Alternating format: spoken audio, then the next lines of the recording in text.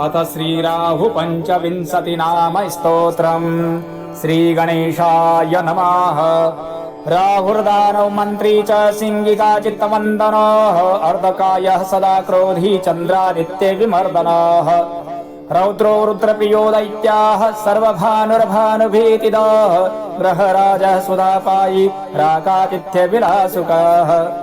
कालदृष्टिः कालरूपः श्रीकण्ठहृदयाश्रयाः। विदुन्तुदः सैङ्गिकेयो घोररूपो महाबलाः। ग्रहपीडा करोदष्ट्रीरक्तनेत्रो महोदराः। पञ्चविंशति नामानि स्मृत्वा राहुं सदा नरः।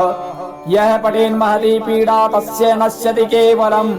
आरोग्यं पुत्रमतुलां श्रियं धान्यं पशुस्तथा। ददाति राहुस्तस्मै यः पठते स्तोत्रमुत्तमम्। सततं पठते यस्तु जीवेद्वर्षशतं नरः। इति श्रीस्कन्दपुराणे राहु पंचविंशति नाम स्तोत्रं सम्पूर्णम्।